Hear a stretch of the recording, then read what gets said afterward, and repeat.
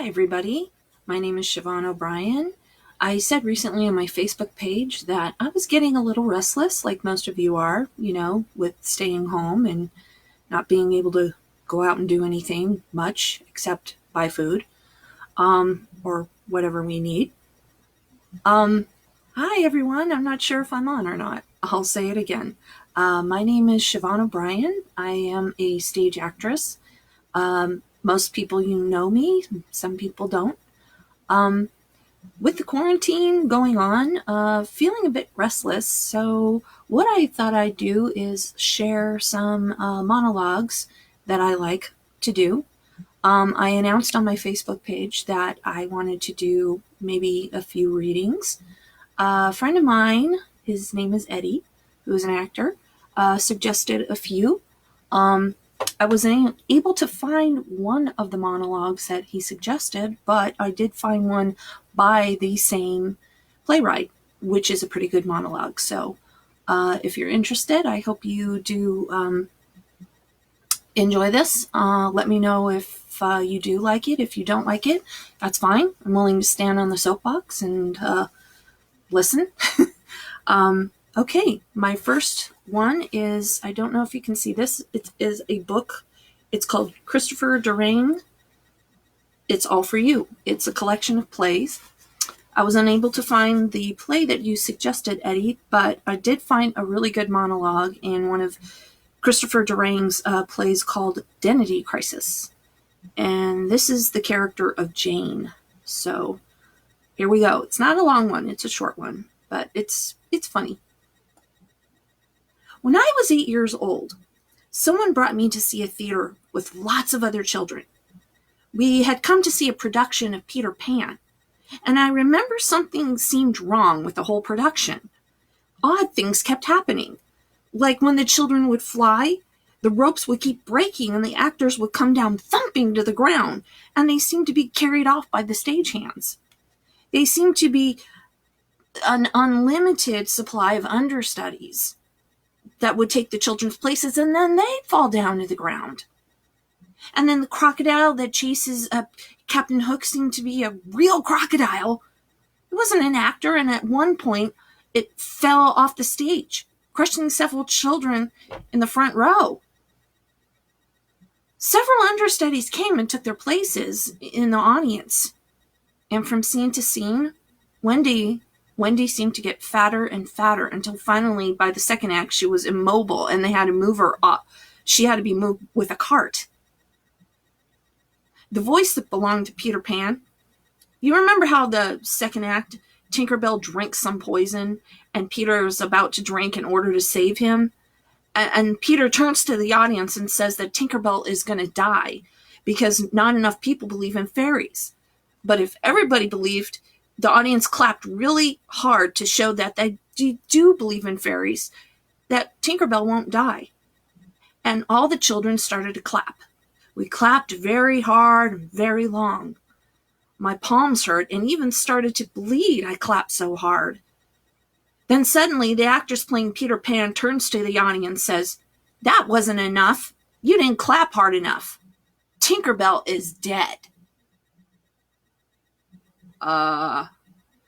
Well, and then everyone started to cry. The actress stalked off stage and refused to continue with the play. And then finally they had to bring the curtain down. No one could see anyone through all the tears. And the ushers had to come and help the children up the aisles and onto the street. I don't think any of us were the same after that. Well, it certainly turned me against theater. But no more damaging.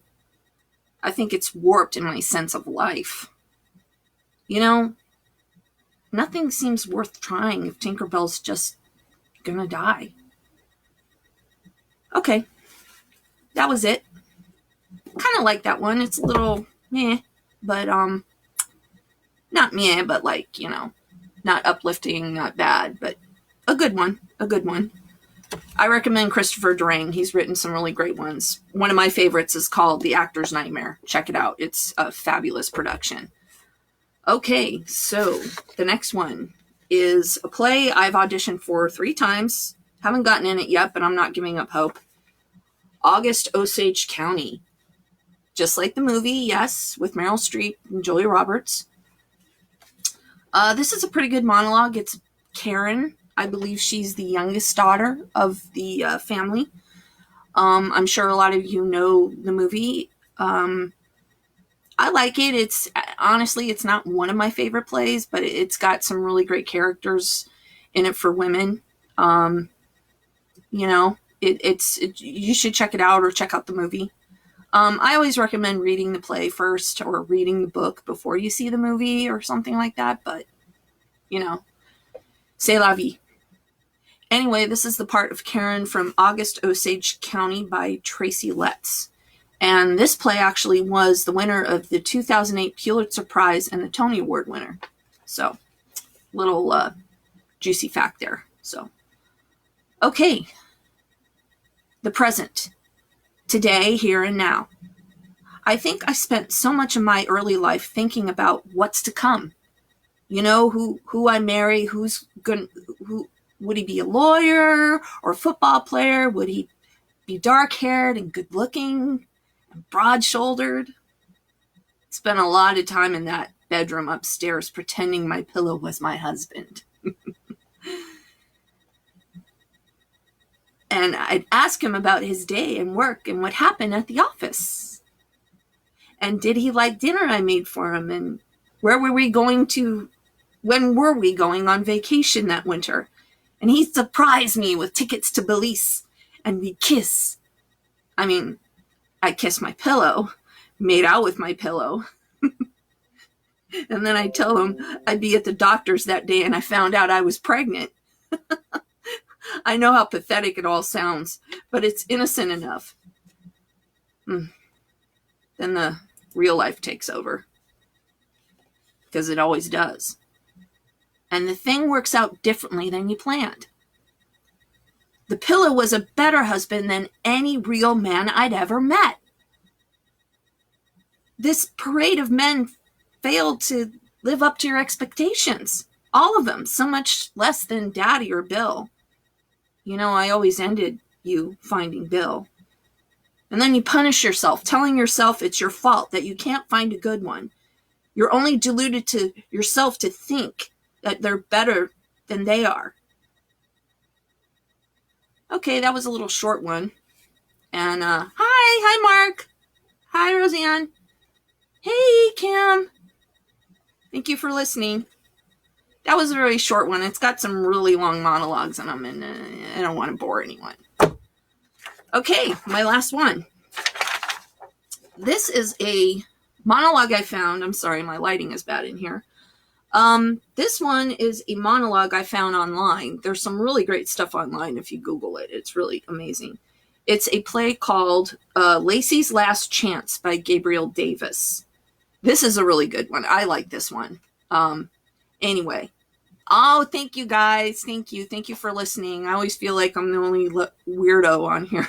As in, like, you know, I'm crazy enough to go live on Facebook. So give me credit where credit's due, you know.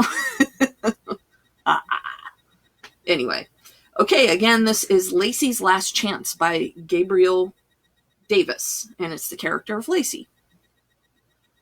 My father was a wonderful man who waited on me hand and foot when I was a child. Mom used to jokingly call him the slave. When I grew up, I expected to find a husband as loving and selfless as my father. Instead, I found Frank. I would always give Frank 30-minute back rubs, which he always asked for. He never gave me back rubs unless I begged, and then it was only for 30 seconds. One time, I broke both my arms, and they were put in casts. Despite this, I continued with Frank's back rubs. But the doctor warned me if I kept continuing with using those muscles, my arms that way, I would permanently damage them and have unbearable shooting pains for the rest of my life. I told Frank what the doctor said, and Frank told me I was exaggerating because I was lazy and didn't care about how his back felt. Huh. Well, one day after that,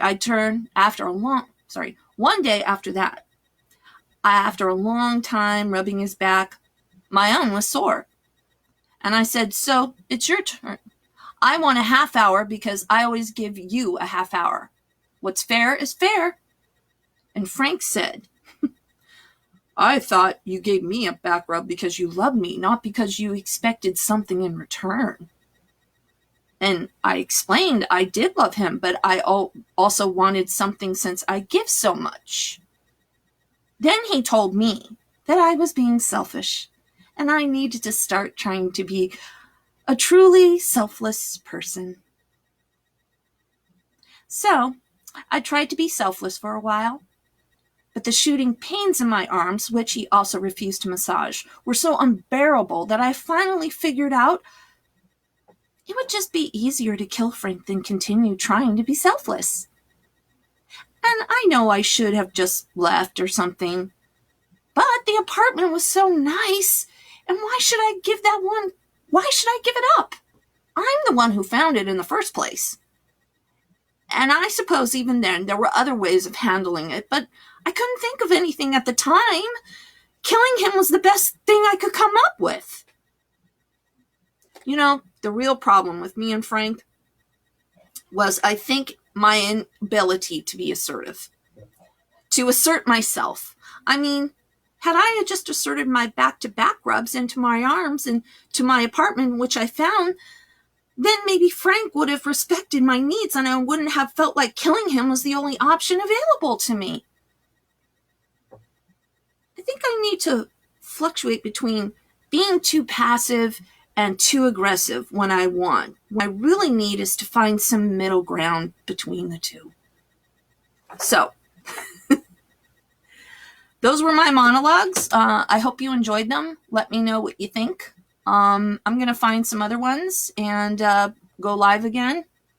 I don't know. I kind of like doing it. So I notice a lot of other actors are going live doing play readings and other stuff that I don't know about, and I always seem to find out at the last minute. So anyway, let me know what you think. I will await for what you think, and I'll make another video. I hope everyone's well and safe. I'm going to be wearing masks now. I have to wear one at work and, like scrub my hands every 2 seconds, and it seems like it. And hopefully, we can get through this pandemic and this awful, horrible thing. But yet, the problem with the media is they don't tell you that people are getting better, that they are surviving, and that, there is some ray of light at the end of this tunnel. There's got to be. It's probably going to take a while, but there is. So anyway, everyone, I hope you're well. I hope you like my monologues, and let me know what you think. You can, contact me through Facebook or let me know what you think. So I hope everyone is well, and I hope I didn't bore you, and I'm going to go now. All right, everybody have a good day. See ya.